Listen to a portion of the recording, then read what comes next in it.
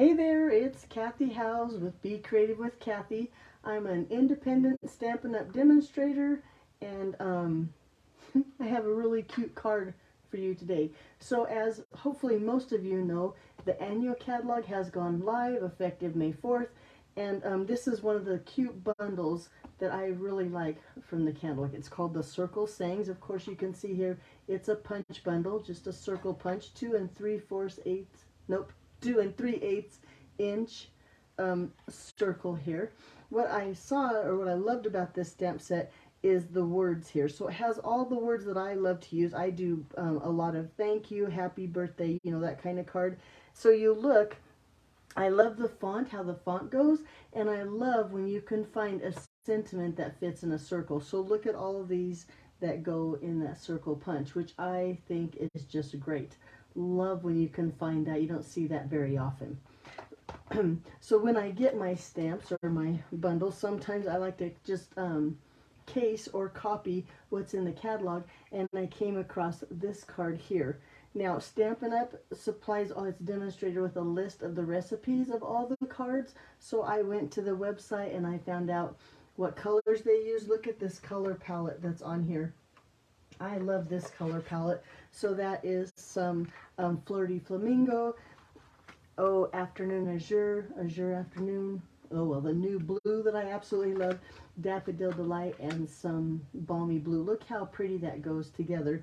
And then you add that white in there and it just looks, I think it looks really, really good. Now, Stampin' Up! Used watercolor paper, and I believe they used ink with the water painters, but I'm going to go ahead and just use basic white, and I'm going to use Memento Black with our Stampin' Blends, just because it's faster.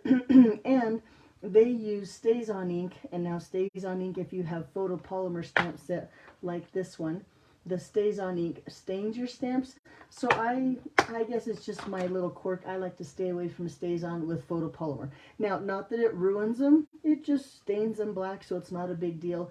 But like I said, I'm going to go ahead and use black Memento and my Stampin' Blends. Before we go on though, I want to show you my catalog, because looky here, look at the tags that I have in my catalog here. These are supply items that I think only demonstrators can get them. If not, you'd have to check my online store. I should have checked that before the video. But anyway, they come like this. They coordinate. They're easy to put on because they have the little color. Whoops, get in the camera, Kathy. They have the little color tabs here, or the little color spots here that match the tabs. And now mine aren't perfect. I'm not very much of a perfectionist, but they're easy to get on there. Stampin' Up! Did all the work for you.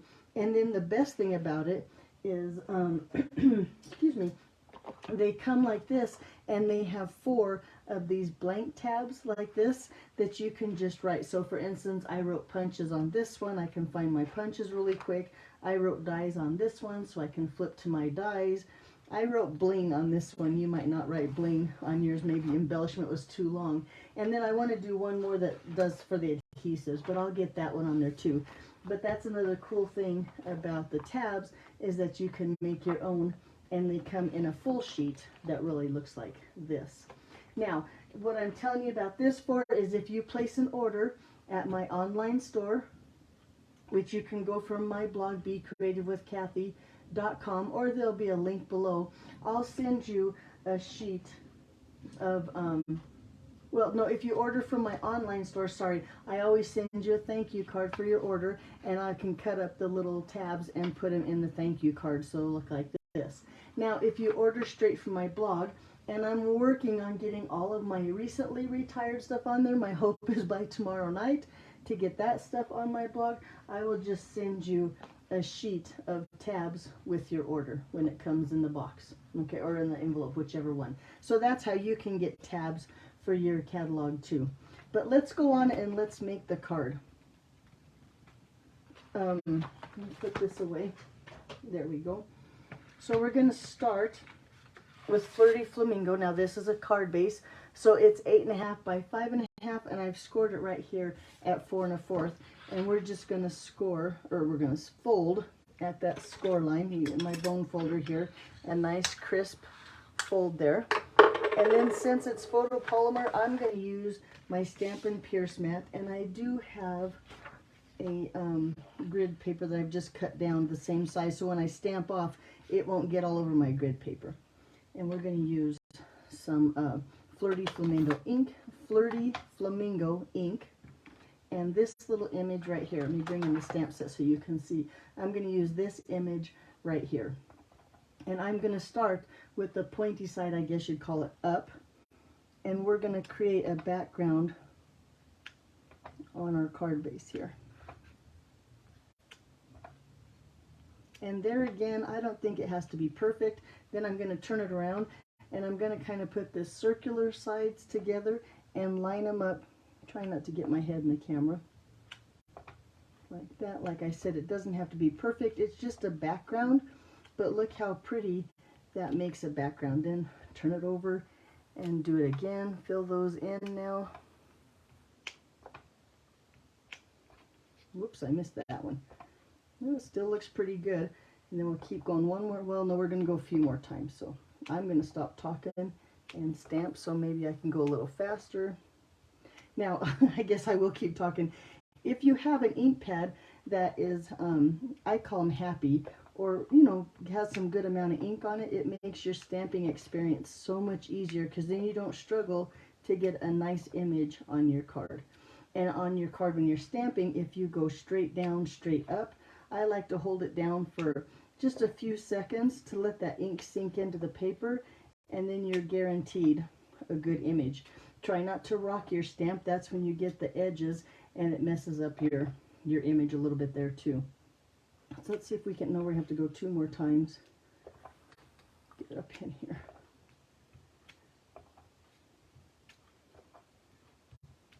Okay, and last time down here at the bottom, line that up.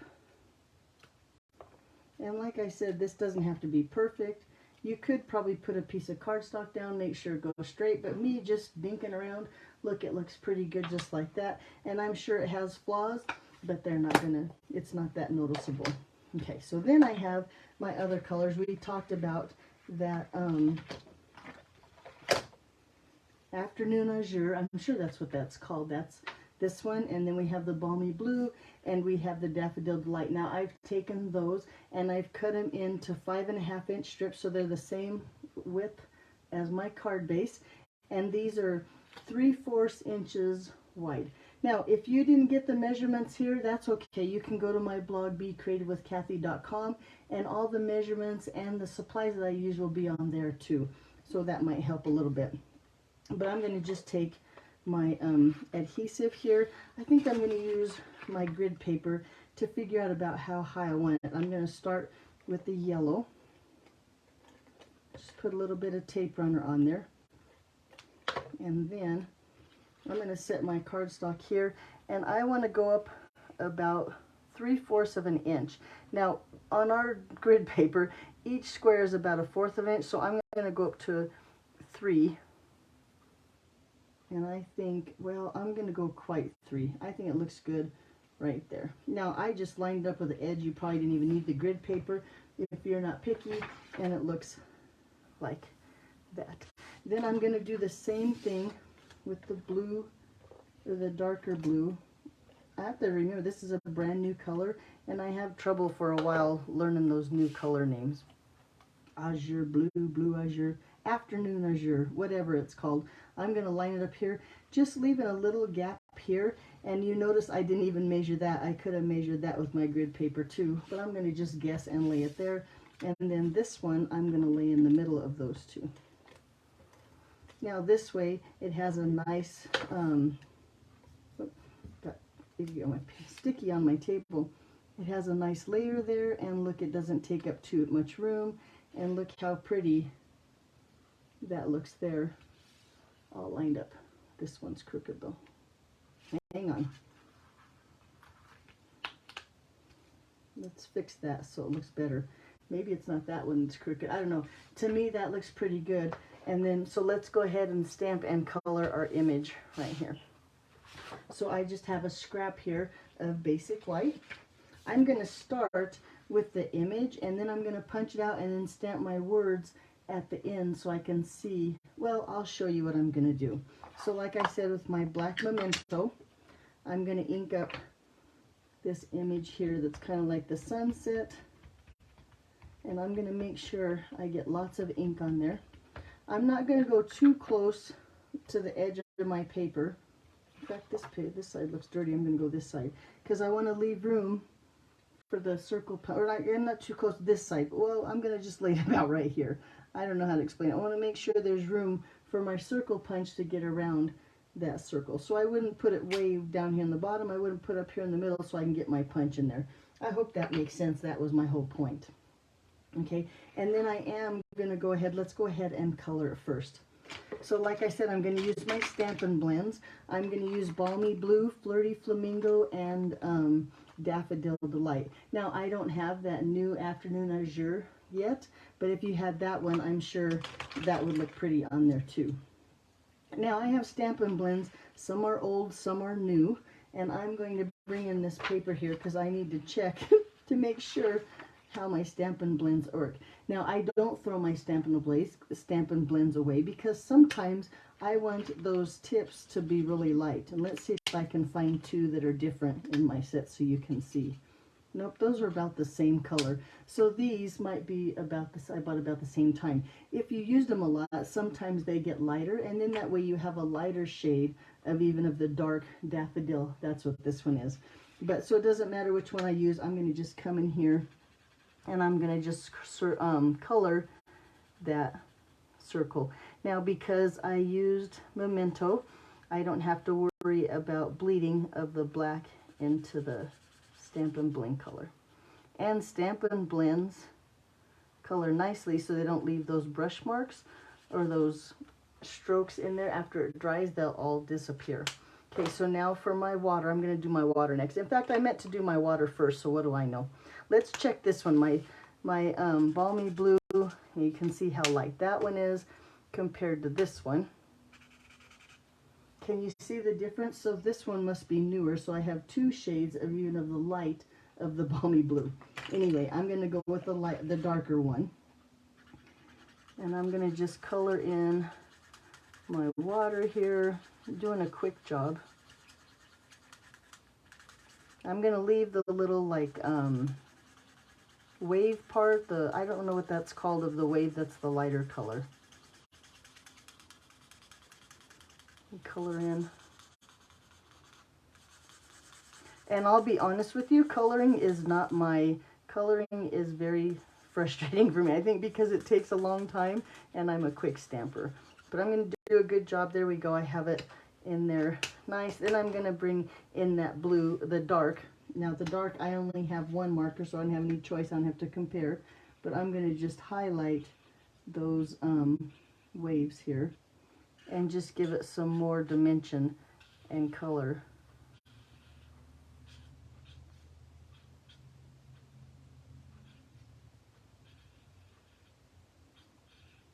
And my little waves, and you can kind of see how it just gives it some more dimension and some more color on there.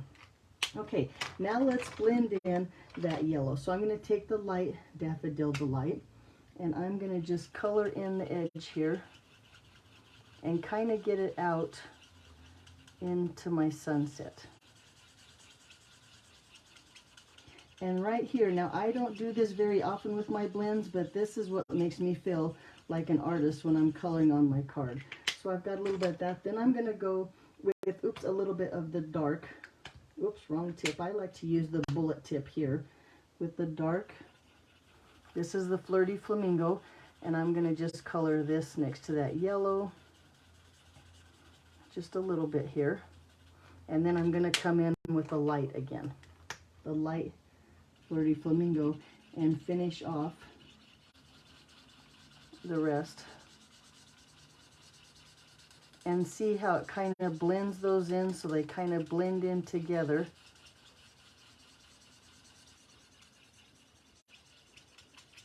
Just go all over there. And then I'm going to come in again with that light daffodil and just color in over those two colors, and look how that all blends in nice together.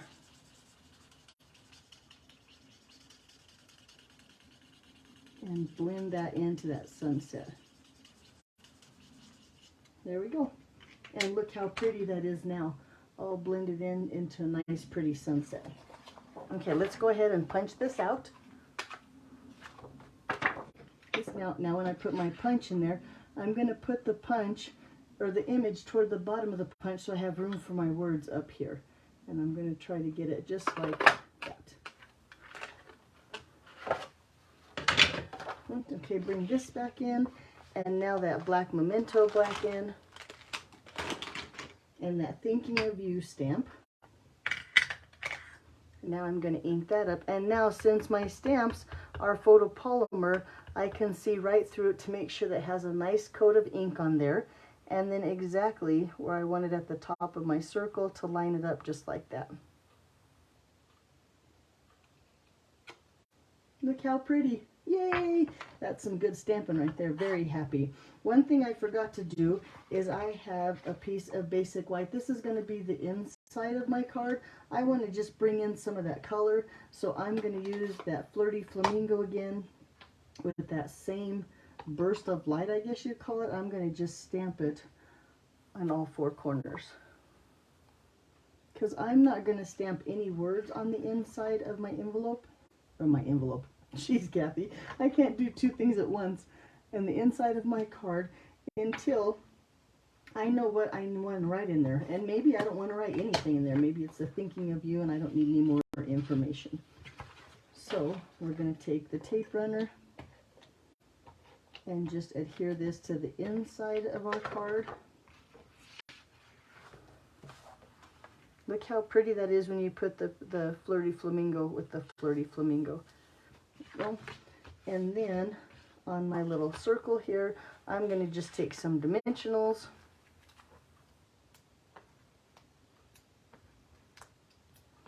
on the back of my circle, remove those backs,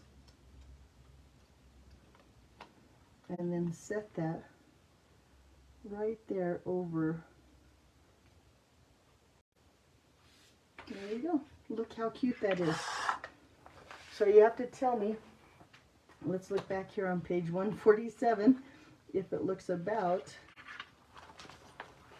or as good, I guess, as Stampin' Up's card right there. I think it does look just as good. All right, that's what I have for you today. Don't forget, if you need the measurement or list of supplies, you can go to my blog, becreativewithkathy.com. The link will be below. Thanks for watching. Have a great week, and we'll see you back here next Monday. Bye-bye.